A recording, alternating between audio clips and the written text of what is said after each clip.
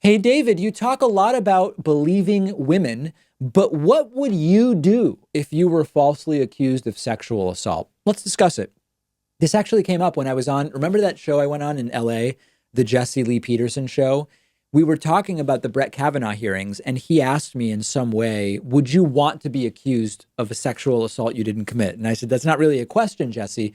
No one, I don't want anyone accused of a crime that they didn't commit, of course. And in fact, there was a movement to do this at a time when I was covering the Kavanaugh hearings.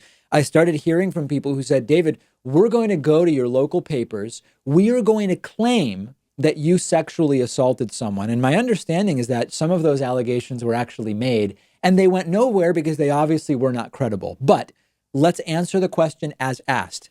False rape or sexual assault allegations are very rare, but when they happen, they should be punished. And I've said that for a very long time, but let's play it out. What would I do if I were accused of sexual assault or rape and I had not done anything wrong?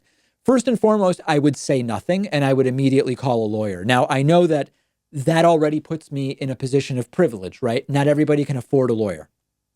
Well, if the police want to talk to you, if you are being compelled to talk to them, then you can request a lawyer. And if you are not being compelled to talk to them, then I simply would not talk to them. But I would immediately reach out to a lawyer. I would not attempt to contact the accuser.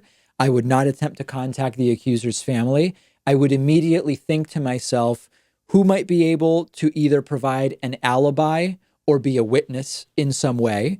I would immediately try to put in writing whatever interactions I may have had in my life with the accuser, if there are any.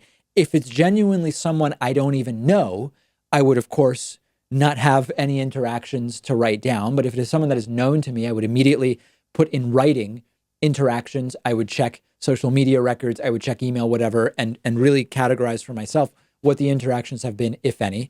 Now, I get it. False allegations.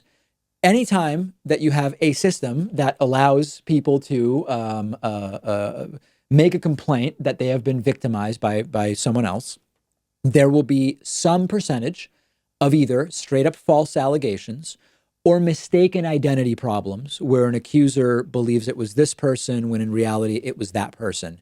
What I really want to state here is I'm glad to answer the question about what I would do. These are not common situations. I don't want to give them more importance than they deserve. I believe it is a far bigger problem for those who are victimized by sexual assault or rape to never have justice done to the perpetrator. That is a far bigger problem mathematically than false rape allegations. Most importantly, the most important thing that I do in order to avoid allegations of any kind is I don't sexually harass or assault people, which in 99.99 whatever percent of the cases is actually your best insurance. If I'm missing something, if the actions I would take are not the right ones, let me know what I'm missing.